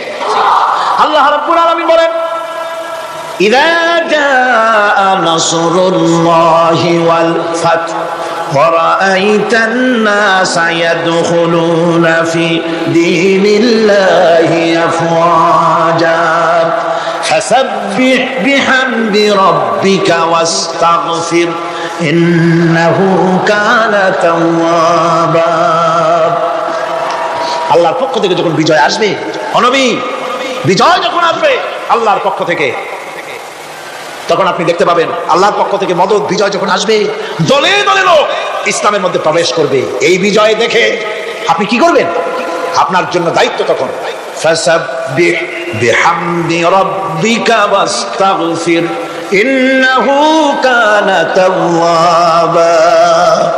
আপনি বেশি করে ইস্তেগফার করুন, বেশি করে তাসবিহ পড়ুন। রাসূল করিম সাল্লাল্লাহু আলাইহি ওয়াসাল্লাম এই সূরা নাযিল হওয়ার পর, ইসলামের চূড়ান্ত বিজয়ের মুহূর্তে এই সূরা যখন নাযিল হলো, রাসূল করিম সাল্লাল্লাহু আলাইহি ওয়াসাল্লাম হাদিস শরীফে এসেছে, সারা বেশিরভাগ পড়তেন সুবহানাকা আল্লাহুম্মা ওয়া বিহামদিকা নাস্তাগফিরুকা ওয়া নাতুবু ইলাইক। সুবহানাকা পড়েন, সুবহানাকা আল্লাহুম্মা ওয়া বিহামদিকা নাস্তাগফিরুকা ওয়া নাতুবু ইলাইক। রাসূল করিম সাল্লাল্লাহু আলাইহি ওয়াসাল্লামকে হযরত আয়েশা সিদ্দিকা রাদিয়াল্লাহু তাআলা আনহা জিজ্ঞেস করেছেন, হুজুর আপনি এখন এই দোয়াটা একটু বেশি বেশি করতেছেন কেন? হুজুর বলেছেন, এটা আমাকে পড়তে বলা হয়েছে, আমাকে ইস্তেগফার করতে বলা হয়েছে, আমাকে তাসবিহ করতে বলা হয়েছে। অর্থাৎ বিজয়ে বিনয়ী হও। স্বাধীনতা দেন আল্লাহ, টিকায় রাখার মালিকও সে আল্লাহর প্রতি রুজু হতে হবে, মাথা নত করতে হবে। ঢোল বাজায় জাতির স্বাধীনতা রক্ষা করা যাবে না। গানকে নাটক করে ভারতীয় সংস্কৃতির উলঙ্গ বেহায়া নর্তকী এনে বাংলাদেশের স্বাধীনতা রক্ষা করা যাবে না। স্বাধীনতা রক্ষা করতে পারবে ইমানদার, সাহসী সরকার। ইমানদার হতে হবে, সাহসী হতে হবে। স্পষ্ট করে ভারতকে জানিয়ে দিতে হবে, বাংলাদেশের বুকের উপর থেকে ট্রানজিট দেওয়া হবে না, হবে না, হবে না। আমাদের চট্টগ্রামের পোর্টকে থামুন, চট্টগ্রামের বীর চট্টগ্রাম পোর্টকে ভারতের জন্য মুক্ত হতে দেওয়া হবে না।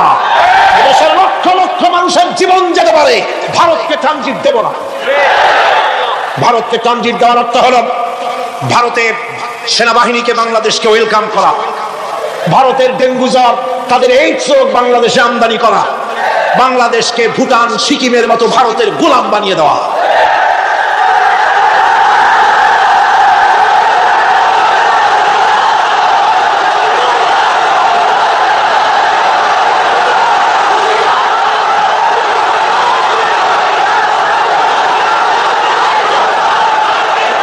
বন্ধুগণ, বন্ধুগণ, আমি বলতেছিলাম থামুন। গায়রিল মাগদুবি আলাইহিম ওয়ালাদ-দাল্লিন, খ্রিস্টান, ইহুদি, হিন্দু, মুশরিক কারো অনুসরণ করব না। অনুসরণ করব কয় শ্রেণীর? 4 শ্রেণীর। নবীর, সিদ্দিকিন, শুহাদা, সালিহিন। বল আলহামদুলিল্লাহ। এরপর আমরা মুসলমান, কিন্তু আমাদের বিবাহ অনুষ্ঠান যখন হয়, এই বিবাহ অনুষ্ঠানগুলি আমরা কি মুসলমানদের মতো করি? জবাব চাই, করি? আপনারা যে হলুদ অনুষ্ঠান করেন, শরীয়তের কোন জায়গায় আছে? এই হলুদ অনুষ্ঠান হিন্দুদের কাছ থেকে আমদানি হয়েছে। একটা হলুদ অনুষ্ঠানে যা খরচ হয় তা দিয়ে 6টা বিয়ে করানো যায়। সুতরাং আজ থেকে তওবা করুন, আমরা আর হলুদ অনুষ্ঠান করব না। রাজি আছেন? রাজি আছেন? বিবাহের নামে অপসংস্কৃতির জায়গা আমরা করে দিতে পারি না। যৌতুক যেমন হারাম, গত মাহফিলে বলেছি, মনে আছে না? মনে আছে কিনা? যৌতুক যেমন হারাম, যৌতুক কি আপনারা নেবেন নাকি? মেয়েওয়ালাদের উপরে চাপ সৃষ্টি করবেন না, জায়েজ নাই। মেয়েওয়ালারা যদি ইচ্ছে করে কিছু দেয়, নিবেন। আমি তো আশা করেছিলাম যে সংসদ নেত্রী, প্রধানমন্ত্রী মহিলা, বিরোধী দলীয় নেত্রীও মহিলা, সুতরাং মহিলাদের উপরে তাদের দরদের খাতিরেই তারা যৌতুক বিল উত্থাপন করবেন, কিন্তু তারা করেন নাই। তাদের উচিত ছিল যৌতুককে ঝাঁটা মেরে বঙ্গোপসাগরে ফেলে দেওয়া, ওনারা তা করেন নাই। কিন্তু আমি ইনশাআল্লাহ সংসদে যৌতুক বিল জমা দেব ইনশাআল্লাহ। আমি একা অথবা আমরা 3 জন যাই হই, সংসদে আমি কখনো একাকিত্ব ফিল করি না, কারণ আল্লাহ রাব্বুল আলামিন আমার সাথে আছেন। এই যৌতুক বিরোধী বিল উত্থাপন করে যৌতুক বন্ধ করতে হবে। 2 নম্বরের কথা হচ্ছে মেয়েওয়ালারা, তারাও আবার একটা খারাপ কাজ শুরু করেছেন, সেটা হলো বেশি পরিমাণের মহারানা চাপায় দেওয়া। মহারানা এটা শরীয়ত কোনো বাজেটে দেয় নাই। ছেলেপক্ষ যদ্দূর দিতে পারে সেইটা মেয়েওয়ালাদের আন্দাজ থাকা উচিত।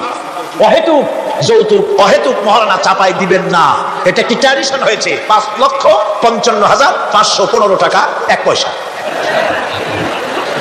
বাজে কাজ। 11 লক্ষ, হ্যাঁ, যদি ছেলেওয়ালা দেওয়ার মতো হয়, স্ত্রী দেন না, কোনো ক্ষতি নাই। আল্লাহ তো কোরআন শরীফে বলেছেন, তোমার বউরে যদি তুমি পাহাড় সমান সম্পদ দাও, কণা মাত্র ফিরাই নিও না। সুবহানাল্লাহ। আর মহারানার টাকাকে ফরজরূপী দায়িত্ব হিসাবে আদায় করে দাও।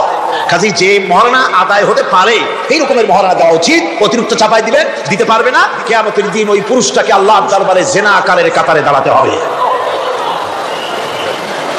আমাদের বিবাহ সম্পর্কে কথাটা বললাম, মনে রাখবেন, যৌতুক নিবেন না, আর অতিরিক্ত মহারানার বোঝাও চাপাই দিবেন না। তবে যা দিতে পারে সেই রকমই আপনারা দিবেন। এরপর আর একটা জিনিস আমাদের দেশে চালু আছে, যা হিন্দু খ্রিস্টানদের সঙ্গে মিলে যায়, তা হচ্ছে কোন সম্মানিত লোক মারা গেল, তার জন্য নীরব হয়ে দাঁড়ায় থাকা। আমাদের পার্লামেন্টের একজন সদস্য মারা গেলেন, সংসদে প্রস্তাব উঠলো 1 মিনিট নীরব হয়ে দাঁড়ায় থাকে। আমি বললাম, স্পিকার সাহেব, 1 মিনিট দাঁড়ায় থাকলে যদি সওয়াব হয়, তো 1 মিনিট কেন, আসুন আমরা 25 মিনিট খাড়াই থাকি। আর যদি কোনো সওয়াবই না হয়, তাহলে এই প্রহসন কেন? আমরা তো আমাদের মা বাপের কবরের কাছে গিয়া কোনোদিন ভূতের মতো খাড়াই থাকি না, সেখানে তো অবশ্যই আমরা দোয়া দুরূদ পড়ি, ঠিক কিনা? বললাম, স্পিকার সাহেব, আমার মাহফিল যদি হতো, তা আমি বলতাম সূরা ফাতিহা পড়েন, ইখলাস পড়েন, দরুদ শরীফ পড়েন। এটা আপনার মাহফিল, এটার গার্ডিয়ান আপনি, এটার অভিভাবক আপনি। আপনি সকলকে বলেন সূরা ফাতিহা, সূরা ইখলাস পড়তে। মাননীয় সম্মানিত স্পিকার সাথে সাথে বললেন সকলকে, আপনারা ফাতিহা পড়েন, ইখলাস পড়েন, দরুদ শরীফ পড়েন। আলহামদুলিল্লাহ, বললেন আলহামদুলিল্লাহ। আমরা চেষ্টা করছি সংসদের ভেতরে একটা গুণগত পরিবর্তন আনার জন্য। আল্লাহ যেন তৌফিক দেন, জোরে আমিন। ভাইরা আমার, সুতরাং এই সমস্ত হচ্ছে খ্রিস্টান, ইহুদিদের কাস্টমস, তাদের ট্র্যাডিশন, এর সাথে আমাদের কোনো সম্পর্ক নাই। হিন্দুরা, খ্রিস্টানেরা কেউ মরে গেলে পরে দাঁড়ায় থাকুক, শুয়ে থাকুক, যেমনি পারে তেমনি করুক, কিন্তু আমি তো মুসলমান, আমি কি? জোরে বলেন, আমরা কি? ইসলাম যা এলাও করে না, আমরা তা করতে পারি না। এটা যেন আমাদের সকলের মনে থাকে বন্ধুগণ। এরপরে আমি আরজ করতে চাই, আমি মোনাজাতের দিকে এগোচ্ছি। আমি বুঝতে পারছি মানুষের প্রচন্ড কষ্ট হচ্ছে, মা বোনদের, ভাইয়েদের। এরপরে যে কথাটি আমি বলতে চাই সেটা হলো, বাংলাদেশ হচ্ছে ইসলামের ঘাঁটি, ইসলামের দুর্জয় ঘাঁটি। আমাদের এই দেশে আল্লাহর দ্বীন কায়েম করতে হবে। জমিন আল্লাহ। আমি জিজ্ঞেস করতে চাই, এই লক্ষ লক্ষ জনতার কাছে জমিন কার? আমি খুশি হইতে পারলাম না। আপনারা আল্লাহর নামটা কি জোরে নিছিলেন? গায়ে যত শক্তি আছে ওই শক্তি দিয়ে আল্লাহর নামটা নিছিলেন? যদি না নিয়ে থাকেন, সবটা শক্তি নিয়ে আপনারা বলেন জমিন কার। আরো জোরে বলতে হবে জমিন কার, আকাশ কার, বাতাস কার, এ মানব গোষ্ঠী কার, আইন চলবে কার? সুতরাং আল্লাহর আইনের উল্টা ধর্মনিরপেক্ষতাবাদ, জাতীয়তাবাদ, পুঁজিবাদ, সমাজতন্ত্র মানি না, মানি না, মানি না।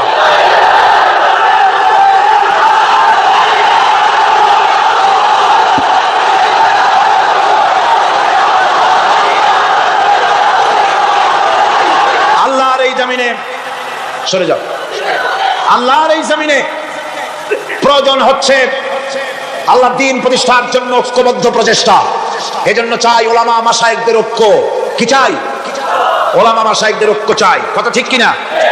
কিন্তু আমাদের দেশের এক শ্রেণীর ওলামা আছেন, তাদের প্রতি সম্পূর্ণ শ্রদ্ধা জানিয়ে বলছি, ওনারা বুঝতে পারেন না, ওনাদের অজান্তেই ওনাদেরকে নির্বাচনে খাড়া করে দেয় পয়সা দিয়া। হুজুর আপনার খরচ হবে না, যা লাগে দিয়ে দেবো। আপনার মতো লোক যদি নির্বাচন না করে, আপনি যদি পার্লামেন্টে না যান, তো পার্লামেন্ট দিয়ে হবে কি? ওই হুজুর বোঝেন না যে আমি পার্লামেন্টে যাই করবো নাকি? ওখানে যাই করি কাজ, জানলার দরজা কয়টা গুনিয়ে গুলি দিতে পারবে না। ওনার জামানত বাজেয়াপ্ত হবে, উনি তা নিজেও জানেন।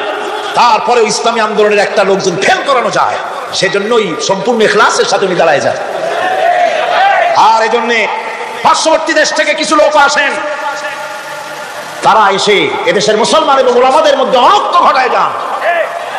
তারা যত বড় আলেম হোক আর পীর নামের হোক, আমি তাদেরকে সাবধান হতে বলি, আপনার রাজনীতি আপনার দেশে করুন, আওলাদ রাসূলের নাম লাগাইয়া বাংলাদেশের রাজনীতিতে নাক গলাবেন না।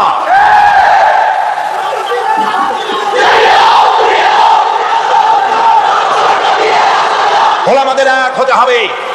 আমি ওলামায়ে কেরামদের খেদমতে আরজ করি, যদি এক আমরা না হতে পারি, দ্বীন প্রতিষ্ঠা হবে না। কিয়ামতে আল্লাহর কাছে দায়ী হতে হবে। জনগণের কোনো দোষ নাই। জনগণের দোষ আছে? জনগণের দোষ আমি দেই না। বিশ্বাস করুন, যদি আল্লাহ না করুন এদেশে ইসলামী আদর্শ বাস্তবায়িত না হয়, ইসলামী স্টেট কায়েম না হয়, তাহলে কিয়ামতের দিন আলেম, ওলামা, পীরেরা জনগণের চাইতে সবচাইতে বড় আসামি হবে কিয়ামত। আল্লাহ পাক এই জাতির ওলামাদের, এই জাতির রাহবারদেরকে ঐক্যবদ্ধ হওয়ার তৌফিক দান করুন। ওনারা যত ফতোয়া দেন, সমস্ত ফতোয়া ইসলামী আন্দোলনের বিরুদ্ধে। মদখলের কাছ থেকে টাকা নিতে আপত্তি নাই, নিজের মঞ্চে জেনাকার খুনি মদখলকে নিয়ে এক প্ল্যাটফর্মে বসে বক্তৃতা করতে আপত্তি নাই, কিন্তু ইসলামী আন্দোলনের লোককে মঞ্চে টাকা দেয় না। সমস্ত ফতোয়া ইসলামী আন্দোলনের বিরুদ্ধে তারা দেন।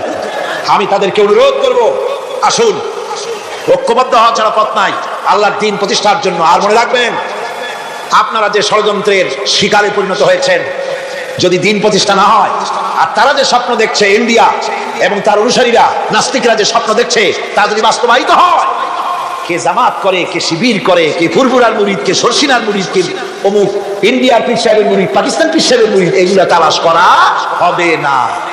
হবে? ওই যে রাশিয়া এসে ঢুকছিল কোথায়? আফগানিস্তানে। সেইখানে সব আলেম ওলামারা জঙ্গলে যাইয়া এক হইল। ওই যে একজন বলছিল যে আমি গেলাম, আমার ছেলে গেল তার মামু বাড়ি, মাইয়া গেল তার নানা বাড়ি, বউ গেল তার বাপের বাড়ি, আমি গেলাম আমার শ্বশুর বাড়ি, যাই দেখি সব এক জায়গায়। এই লোকগুলি আলেম ওলামা পীর বুজুর্গ সব গিয়া পাহাড়ের মধ্যে এক জায়গায় হয়েছে। হায় হায়, সুন্নি, কড়া সুন্নি, গোলাপি সুন্নি, ওহাবি, ঠান্ডা সুন্নি, তারপরে দেওবন্দি, সব এক জায়গায়। হায় হায়, কি সর্বনাশটা করলাম। যদি ঐক্য থাকতাম, তাহলে কি আর রাশিয়া আমাদের উপরে হামলা হতে পারতো, করতে পারতো? চোখের পানি ফেললো, কানলো, একে অপরকে জড়াই দিল। তখন অনেক সর্বনাশ হয়ে গেছে, অনেক জীবন দিতে হয়েছে এই ঐক্যের পর। তারপরে আল্লাহ মেহেরবানি করেছেন তওবা করার কারণে। কিন্তু আমাদের দেশে অনৈক্যের কারণে, আল্লাহ না করুন, যদি এখানে ইসলামের দুশমন যারা, আজ তো তারা রেডিওতে বসে আছে, আজ তো তারা টিভিতে বসে আছে, আজ তো তারা নাটক তৈরি করে, আজ তারা সিনেমা তৈরি করে। गुलिस्तान के हर शाख पर उल्लू बैठे हैं, फिर अंजाम गुलिस्तान क्या होगा। ফুল বাগিচার ডালে ডালে হুতুম বেচারা বসে আছে, এ ফুল বাগানের অবস্থা কি হবে? নাস্তিক, মুরতাদ,